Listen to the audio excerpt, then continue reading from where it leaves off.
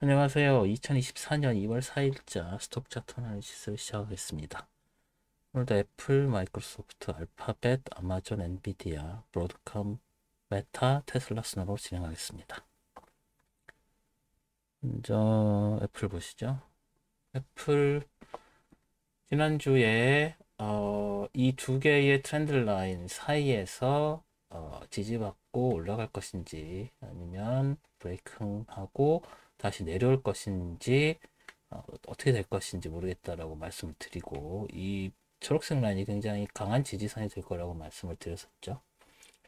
그래서 월요일에 여기까지 내려왔지만 이 초록색과 이 파란색 189.91 라인에서 확실하게 지지받고 다시 도지 만든 상황이 됐었는데 화요일부터 다시 빠졌죠. 실적 나오고 하면서 더 빠지고 186.99 라인까지 밀려서 내려오면서 여기서 내려오는 다운 트렌드 라인에 지지받고 또 그 다음 날엔 목요일에는 여기서 다시 지지받고 올라가서 186.99 라인까지 돼서 여기서 또 저항받은 상황에서 금요일에 갭 하락했다가 여기서 179.61까지 빠져서 내려온 상태에서 다시 지지받고 다시 크게 올라서 186.99 라인인 여기에서 다시 저항받고 내려온 상태로 끝났습니다. 이 지난주만 봐서는 이 다운 트렌드 라인하고 179.61 라인 이 초록색이죠. 그리고 186.99 라인 이 세 개의 지지 저항선이 굉장히 강한 걸로 볼 수가 있겠습니다.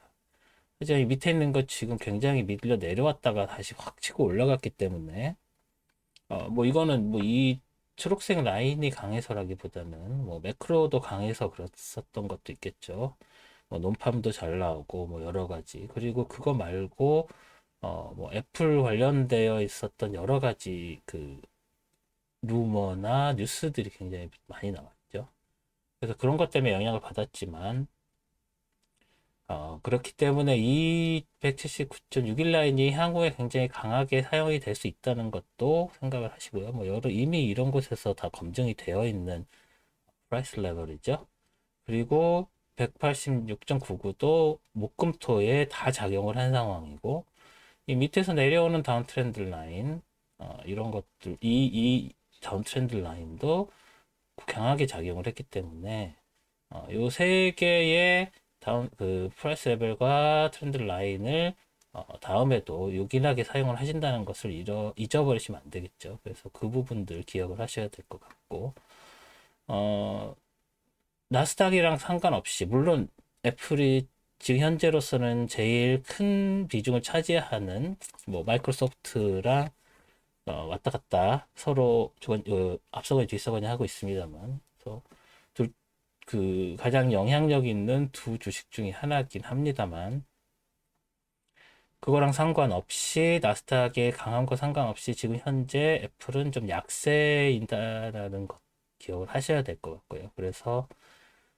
다음 주에는 뭐 올라간다고 해도 이 위에 있는 초록색 라인 여기까지 두 화요일 날도 여기에서 저항을 받은 상황이죠. 그래서 초록색 라인 위쪽으로는 뭐 그리고 이 월요일에 작용했던 화요일 월요일 작용했던 초록색과 이 파란색 두 개의 프라이스 레벨 중요하고 거기까지 치고 올라간다고 하면 당연히 영향을 받고 다시 빠져서 내려올 확률이 높겠죠.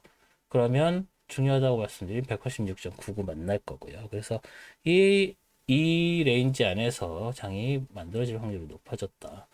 그런데 지난주, 지지난주 굉장히 매크로가 강했었던 주고 새로 나오는 2024년 다섯 번째 주, 여섯 번째 주죠. 지난주가 다섯 번째 주였으니까 어, 그 주에는 아무래도 이렇게 레인지가 작은 이곳에서의 움직임을 예상하는 게 맞지 않나라고 생각을 해봅니다.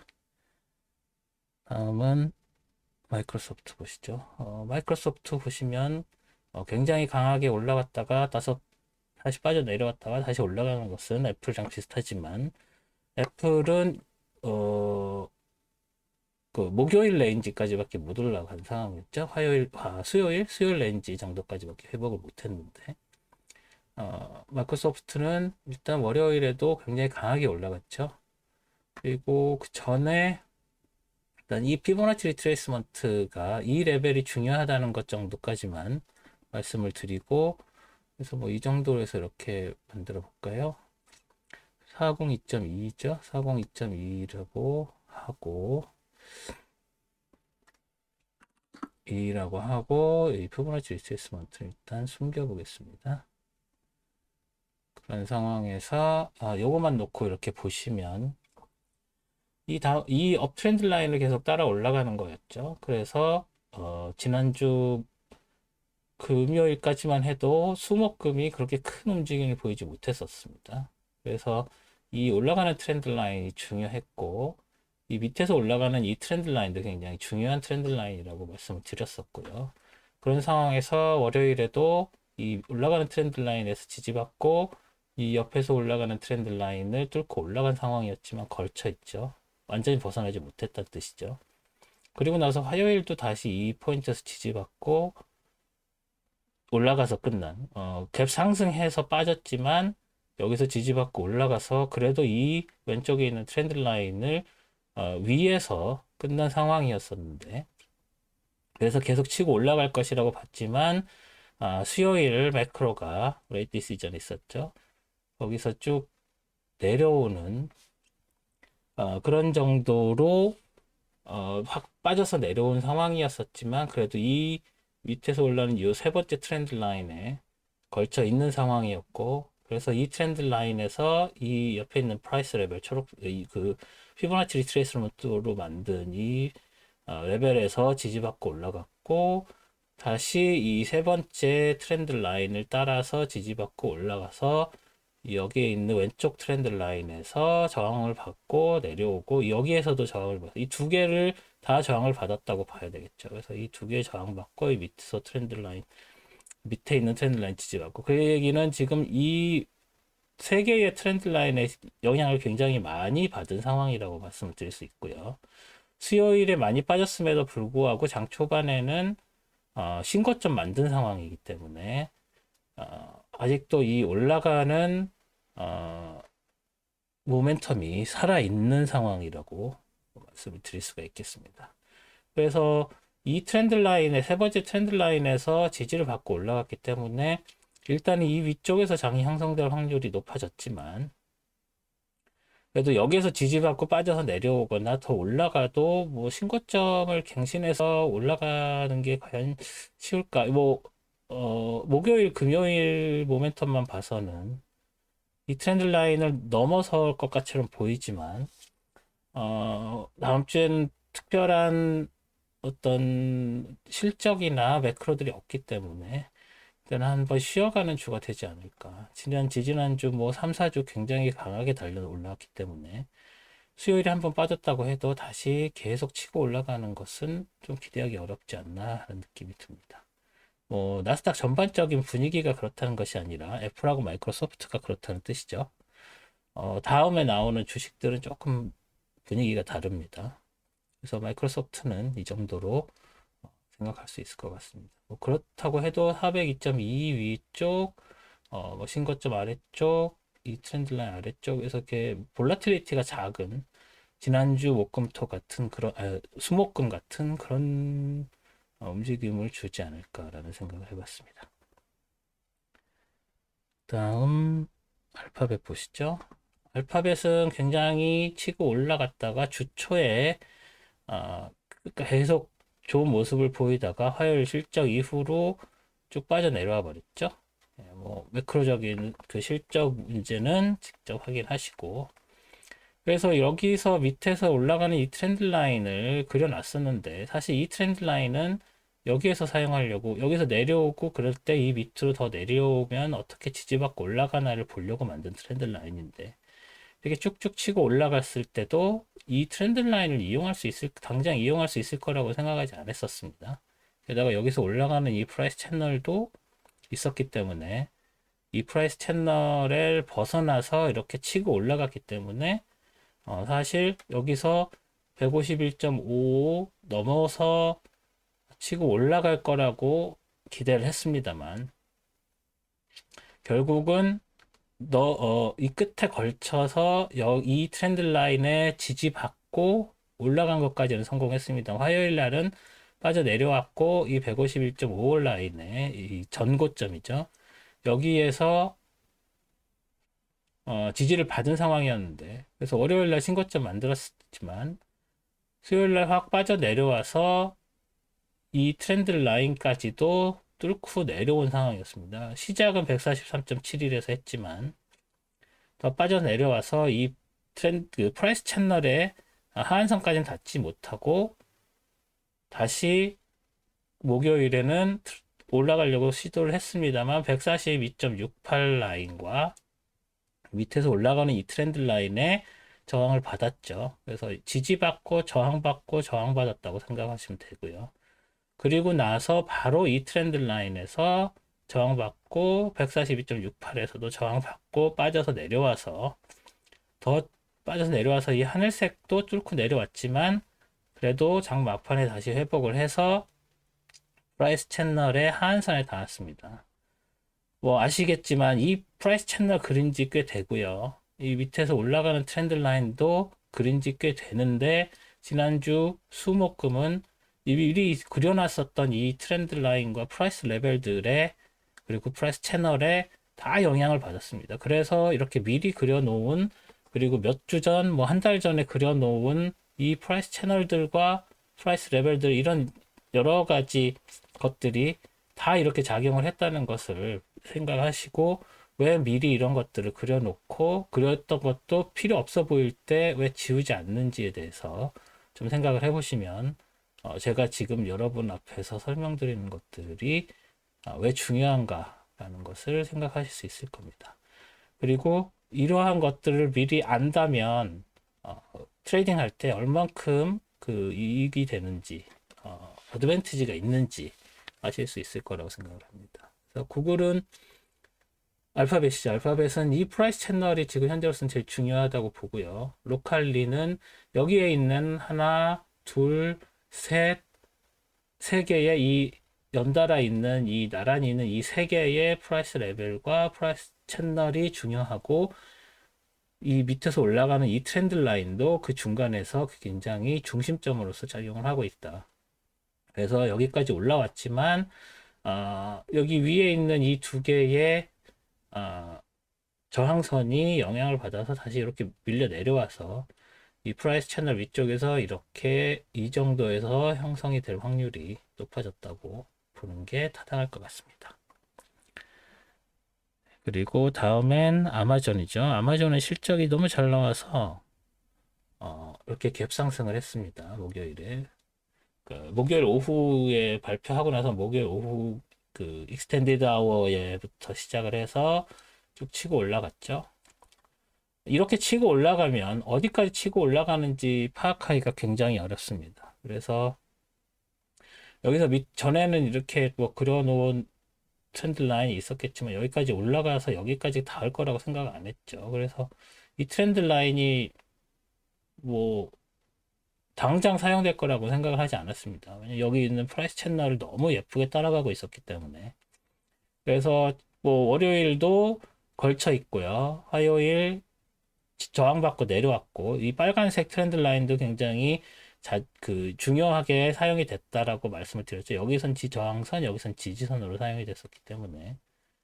그래서 이 화요일까지만 해도 여기에 영향을 받았구나 했는데 수요일에 매크로 때문에 빠져서 내려온 게 155.12고 그래서 지금 여기 있는 프라이스 채널 상한선 여기서 보시면 이 프라이스 채널도 월요일에 있는 이 고점이 여기 있는 프라이스 채널을 이런 식으로 그리면 여기에 저항을 받았다고 볼 수 있을 정도죠. 하지만 뭐 그건 그거고요. 원래 있던 대로 다시 놓으면 그렇죠. 걸쳐서 이 프라이스 채널 상한선에서 저항을 확실히 받은 걸로 볼 수 있는데 그리고 나서 여기서 내려오는 이 프라이스 레벨에 155.12에 지지를 받고 목요일에 올라가서 다시 이 빨간색 라인에 저항을 받고 이런 식의 이 안쪽에서 굉장히 예쁘게 따라서 천천히 올라가는 그림이었는데 매크로가 확 치고 올라갔죠. 어, 그래서 여기서 치고 올라갈 때 이 밑에서 다시 여기서 하나 더 그렸는데 그 트렌드 라인 하나 더 그려봤더니 여기까지 내려올 확률이 있었었던 거였죠. 그래서 이 월화수에서 여기서 치고 내려왔을 때 다시 여기서 트렌드 라인을 그렸었습니다. 그래서 이거는 이거 상관이 없고요. 그래서 이렇게 치고 올라가서 올라갈 때 이 트렌드 라인을 그렸었습니다. 그래서 이 트렌드 라인이 이 두 개의 새로 그린 트렌드 라인이 어떤 그 가이드라인 같이 되어버렸죠. 그래서 이 포인트 어디까지 올라갔는지에 대해서는 뭐 특별히 만들려고 해보진 않았습니다만, 워낙 매크로로 그 전날부터 이 위에 올라가 있었기 때문에 더 올라가는 거에 대해서 신경을 쓸 수가 없었죠. 그래서 뭐 굳이 만든다고 하면 저점에서 이거 자체도 그 전에 있었던 뭐 이 정도 레벨 되는 거, 어, 여기에 있는 이 전고점, 여기에 들어가는 거, 뭐 또 여기에서 여기 들어가는 거, 뭐 이런 전고점이 있는 것들이 되겠지만, 이렇게 전고점이 있다고 해도 뭐 크게 도움이 되는 상황은 아니었습니다. 이것도 뭐 앞으로를 위해서 그려놓는다면 그려놓을 수도 있는데, 특별히 거기에서 뭐 그만둘 거라고 생각을 할 수가 없었죠. 그래서 어, 전날 빠져서 전날 한참 더 올라갔다가 좀 빠져서 내려와서 갭상승해서 내려왔다가 훅 치고 올라간 상황이기 때문에 여기 있는 이 포인트는 크게 잡아낼 수가 없었습니다. 그래서 이거는 뭐 신고점으로서의 로컬 신고점이죠. 신고점으로서의 의미가 있어서 이렇게 세 개의 프라이스 레벨을 새로 그릴 수 있고, 여기에서 뭐 일단 이렇게 치고 올라갔으면은 반대 매매들이 나올 확률이 높아져서 여기서 이 밑에 쪽에서 그 계속 치고 올라간다기보다는 이 밑에 쪽에서 아래쪽에서 장이 형성될 확률이 높다고 보겠습니다. 그래서 여기에는 그 전고점 3개와 밑에서 올라가는 트렌드 라인, 이렇게 되는 트렌드 라인, 그래서 더 치고 올라가면은 이 정도의 얘는 트렌드 라인이 아니죠. 전에 말씀드린 그 로우 하이 레퍼런스 정도 되겠습니다. 그래서 얘는 트렌드 라인 맞군요. 이 두 개 트렌드 라인 맞고, 여기서 굳이 뭐 만든다면 여기서 이렇게 올라가는 로우 하이 레퍼런스를 할 수가 있었습니다만, 뭐 여기서 이 정도 될까요? 이 정도? 근데 뭐 큰 의미가 없죠. 그래서 안 그렸습니다. 그래서 아마존은 이 안쪽 이 정도에서 다음 주에는 장이 형성될 확률이 좀 높다. 치고 올라가도 여기 위에 있는 117.50 정도까지 올라갈 정도다 정도로 말씀을 드릴 수 있겠습니다. 그 다음에 엔비디아 볼게요. 엔비디아는 뭐 일단 이 피보나치 리트레이스먼트가 뭐 이 레벨을 유지를 할 필요가 있나 잘 모르겠네요. 그래서 일단은 가리고요. 뭔가 잘못됐죠? 예. 그래서 얘는 가리고 이것만 놓고 보면 지난주에 그 628.49 만들고 나서 다시 내려온 상황에서 이 트렌드 라인에 지지받으면서 끝난 상황에서 다시 그 안쪽으로 들어왔고, 하지만 정고점을 뚫지 못한 상황이었고, 화요일에 신고점 만들었지만 도지 만든 상황이었고, 수요일 날 매크로 때문에 빠졌어도 크게 빠지지 못하고 이 밑에서 올라오는 트렌드 라인에서 지지받고 도지 만든 상황이었죠. 그래서 뭐 보시면 알겠지만 이 트렌드 라인, 이 프라이스 레벨, 이 밑에서 올라오는 트렌드 라인에 영향을 받는 그런 그냥 노멀한 상황이었다가, 목요일 날 다른 주식들 매크로 그 실적들 뭐 이런 거에 영향 받고 여러 가지 매크로들 영향 받아서 다시 힘내서 올라간 상황에서 다른 주식들 뭐 메타나 아마존, 뭐 아마존도 새로 AI로 만든 쇼핑 어시스턴트 뭐 이런 거 만든다 그러면 당연히 엔비디아 영향 받겠죠. 그래서 엔비디아 다시 치고 올라가서 이 프라이스 채널도 깨고 이 올라가는 트렌드 라인도 여기 이중으로 저항점이 만들어졌는데도 불구하고 치고 올라간 상황입니다. 여기는 다른 주식들만큼 굉장히 강한 어, 그 업트렌드, 강한 상승 모멘텀이 있다고 봐야 되겠죠. 그래서 여기에서 이 밑에서 올라가는 트렌드 라인 하나 그리고, 그래서 이런 식으로 트렌드 라인을 새로 또 하나 그릴 수가 있겠죠. 여기서 이렇게 한 3일 밀렸으니까. 그래서 이 트렌드 라인도 중요하게 작용했지만 다시 목, 금, 토에는 새로운 트렌드 라인 그리는 걸 따라 올라갔다고 봤을 때 여기서 패러렐 채널을 한 번 더 그려보면 굉장히 가파릅니다. 그런데도 불구하고 트렌드 라인이 이렇게 있고 그 트렌드 라인에 영향을 받은 패러렐 채널을 살짝 옆으로 밀렸네요. 패러렐 채널을 그려보면 이 트렌드 라인과 이 포인트 계속 연결되는 포인트입니다. 그래서 금요일의 고점도 이 패러렐 채널, 이 가파른 각도의 패러렐 채널을 계속 따라가고 있는 그런 모양새입니다. 이 얘기는 그 500달러 라인을 돌파한 이후로 만들어진 패러렐 채널이 이런 식으로 만들어져서 올라갈 수 있다. 그래서 계속 그 상승을 한다면 이 패러렐 채널을 따라서 올라갈 확률이 굉장히 높아졌다라고 말씀드릴 수 있겠습니다. 그래서 이 패러렐 채널, 새로 그린 패러렐 채널 굉장히 중요하게 생각하실 수 있고요.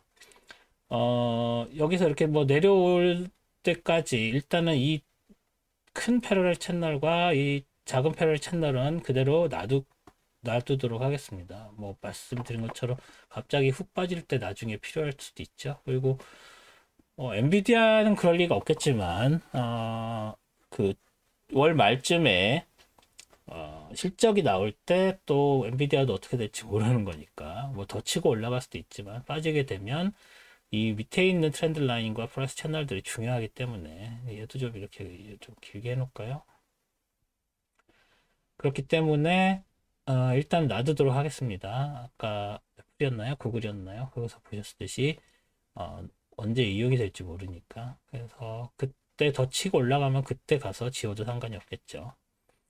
그래서 엔비디아는 이 새로 그린 트렌드 라인, 새로 그린 패러렐 채널이 중요하다라고 말씀을 드릴 수 있겠습니다. 다음은 브로드컴이죠. 브로드컴은 지난주 이렇게 축 치고 올라갔다가 다시 빠져서 내려왔고 그리고 나서 이 안쪽으로 들어오면서 밑으로 다시 밀려 내려왔구나 말씀드렸었죠. 그리고 나서 월화수목금 볼라틸리티가 이 전주에 비하면 거의 없었습니다. 그래서 뭐 다른 주식들 올라가면 찔끔 올라가고 떨어지면 찔끔 떨어지고 뭐 여기 떨어지는 것도 어떤 큰 의미를 둘 수 있을 만큼이 아니고 게다가 브로드컴 같은 경우에는 그 이전에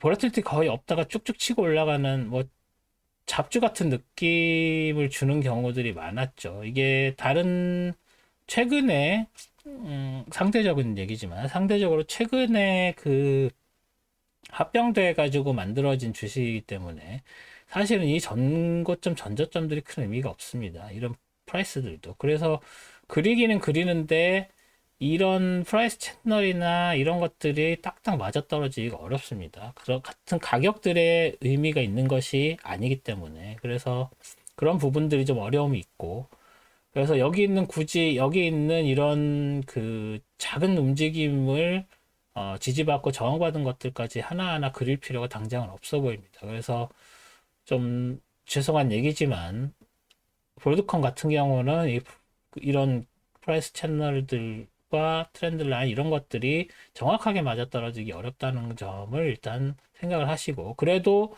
트레이더들이 트레이딩 할 때 이런 프라이스 레벨들과 트렌드 라인들을 이용하지 않을 수가 없기 때문에 어느 정도는 맞을 수 있습니다. 하지만 다른 주식들 같이 몇 년 동안 그런 가격들이 형성되는데 의미가 있었던 것들과는 좀 구분을 할 필요가 있다라고 생각을 하고요. 그래서 일단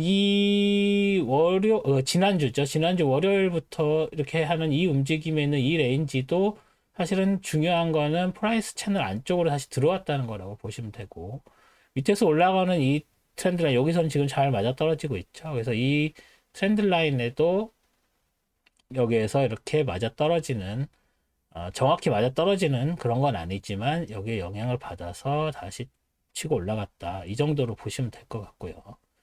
여기서 조금 어저스트먼트를 넣는다고 하면 이 포인트와 이 애가 지금 니들이 되게 기니까 이 포인트를 그냥 직접 연결하는 것도 방법이라고 생각합니다. 그래서 이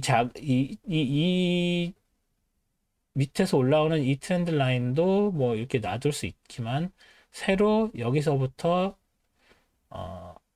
이 두 포인트로 만들어진 새로운 트렌드 라인도 중요하게 생각을 하셔서 여기서 이렇게 따라서 올라갈 가능성이 있다. 그래서 다음 주는 이 안쪽 프라이스 채널 밑과 올라가는 트렌드 라인 위쪽 여기에서 이렇게 맞아서 떨어질 가능성이 높다. 이쯤에서 장이 형성될 가능성이 좀 높다라고 보셔야 될 것 같습니다. 다음에 메타 볼게요. 뭐 메타는 더 이상 말씀을 드릴 수 있을 만한 게 없죠.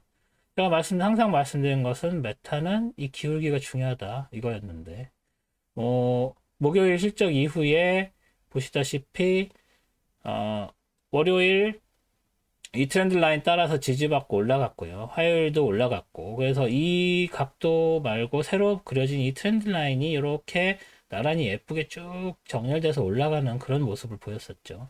그리고 나서 수요일 매크로 때문에 빠져서 내려왔고 빠져서 내려와서 도지 만들고 이 밑에서 도지 만들 때도 이 그 트렌드 라인 패러렐 채널 상한선에 딱 걸쳐서 지지받고 도지 만드는 그리고 여기에 이 올라간 이 트렌드 라인에 저항받고 저항받 여기선 지지 계속 지지받았지만 여기선 저항 받은 상황이었는데 목요일 장 끝나고 이후로 완전히 서프라이즈였죠. 그래서 서프라이즈로 확 튀어서 올라가서 뭐 그 전날 익스텐디드 아워에 뭐 거기 계속 뭐 17%뭐 이렇게 올라갔었죠. 그리고 나서 결국 20% 넘게까지 이제 치고 올라갔는데 갭하고 여기서 보시면 메타 여기에 뭐 올라갈 때 어디까지 올라갈지 뭐 해야 되겠죠. 이거 거의 이게 뭐 역사적 신고점이 갭으로 만들어진 아주 엄청난 그 드문 경우기 때문에 저점과 상대적으로 가장 고점인 여기 이 포인트도 그 가까운 고점이겠지만 눈에 띄는 고점 아웃스탠딩한 하이 포인트겠죠. 그래서 여기에서 위로 올라가는 이런 하이 로우 레퍼런스를 그려봤더니 이런 식으로 나왔습니다. 아직 미친 건 아니죠. 거기까지 닿지는 않았습니다. 그래서 여기에서 더 올라가서 여기까지도 갈 수 있겠구나라고 생각하는데 거기까지 미치진 못했고 고점이 104.885.96에서 490도 못 미친 상태. 못 미쳤다고 하기엔 좀 너무 그 갭이 컸죠. 역사상 가장 큰 상승이다라고 얘기할 정도로 엄청난 일이었었기 때문에 그래서 뭐 여기에서 그 테크로 뭘 한다는 게 큰 의미가 없을 수도 있을 것 같습니다. 그래서 여기다 패러렐 채널을 그릴 수도 없고 그냥 무력함을 느낄 수밖에 없죠. 그나마 여기에서 아래에서 시작된 그 포인트 여기가 여기였고 내려왔을 때 일단 패러렐 채널 안쪽에 들어왔었다는 것 정도의 의미밖에 없지 않나 싶습니다. 그래서 워낙 움직임이 컸기 때문에 여기에서 뭐 어떻게 될 것이다 말 것이다 라는 얘기는 할 수가 없습니다. 그래서 여기 이렇게 여기에서 이런 정도 이 정도의 로우 하이 아니면 여기에서 여기부터 뭐 여기에 로우 하이 아니면 여기에 이 정도 뭐 이렇게 해봐 이건 사실 의미가 없어 보이고요. 여기에서 이렇게 올라가는 로우 하이는 뭐 이 정도 레퍼런스로 지지선으로 사용이 될 정도 이 정도로만 뭐 볼 수 있겠습니다. 그래서 이게 나중에 이 안쪽에서 다시 장이 형성되면 그때 가서 지우든지 할 수 있겠습니다. 그래서 얘는 색깔을 좀 달리 해 놓을까요? 그러면 의미 없어 보이는 색깔. 어, 뭐 이거 너무 눈에 안 띄네요. 이 정도? 이것도 눈에 안 띄나요? 그러면은 이 정도로 해놓고, 얘는 나중에 좀 지울 수 있게 이렇게 좀 특이한 색으로 만들어 보겠습니다. 그래서 어디서 장이 형성될지 솔직히 잘 모르겠고, 올라가는 이 프라이스 채널의 상한선, 밑에서 올라가는 이 프라이스, 로우 하이 레퍼런스 이 정도가 지지선 정도로 보이고, 뭐 올라간다고 하면 또 뭐 딱히 보이는 포인트가 없습니다. 그래서 베타는 그렇습니다. 뭐 더 이상 드릴 말씀이 없네요. 네. 마지막으로 테슬라 보시면, 테슬라는 지난주에 여기 다운 트렌드 라인 여기 이거 따라서 내려오다가 이쪽으로 밀렸죠. 그리고 나서 갭 하락한 상태에서 이 밑에서 내려오는 이 트렌드 라인에 저항 받을 것인지가 포인트라고 말씀드렸는데 뚫고 올라가서 이 다운 트렌드 라인은 브레이킹 한 게 컨펌이 된 상태입니다. 하지만 바로 이 옆에 있는 다운 트렌드 라인이 또 있죠. 그래서 거기에서 저항을 또 받을 것인지, 그래서 200을 회복할 수 있을 것인지를 기대를 했지만 수요일에 매크로 때문에 밀렸는데 제가 생각했던 것보다는 많이 안 밀렸습니다. 왜냐하면 기준금리 매크로는 자동차 회사에 굉장히 큰 영향을 줄 수밖에 없죠. 그래서 뭐 3월, 5월이 어떤 식으로든 떨어질 거라고 얘기를 하고 있기 때문에 시기가 늦춰지는 것이지 기준금리 자체는 계속 유지가 되는 거기 때문에 뭐 큰 영향이 이제 더 이상은 있을 거라고 생각할 수 없습니다만 그래도 영향이 없진 않겠죠. 그래서 빠졌지만 186.02를 뻗쳐냈습니다. 그래서 그 도지를 만들었고 목요일에도 쉽게 올라가지 못했죠. 다른 주식들은 목요일에 치고 올라가는 경우들이 많았는데 결국은 도지 만들고 그래서 약간의 양봉을 보였습니다만 또 개발락해서 186.01에 밑에서 시작했다가 다시 치고 올라가서 장을 마감한. 하지만 이 다운 트렌드 라인에 아직 닿지 못해서 이 다운 트렌드 라인에 영향을 받으면 또 다시 밀릴 가능성이 있고 그러면 186.01을 지금 여기 보시면 이 갭 하락한 이후에 화요일 하루 빼고는 다 186.01에 걸쳐 있습니다. 그래서 이 186.01 레벨을 벗어나서 위로 벗어날 것이냐, 아래로 벗어날 것이냐. 그렇기 위해서는 다운 트렌드 라인이 있기 때문에 여기에서 밑으로 벗어날 확률이 조금 더 있다고 보겠습니다만, 뭐 거의 비등비등합니다. 뭐 5.5 대 4.5 정도, 아니면 5.9 대 4. 5.1 대 4.9, 뭐 이 정도로 밑으로 빠질 확률이 조금 더 큽니다만 별거 큰 차이 없죠. 오히려 186.01을 이렇게 따라서 여기에서 이렇게 움직이면서 벗어나는 이 다운 트렌드 라인을 벗어나는 게 오히려 더 확률이 높아 보이기도 합니다.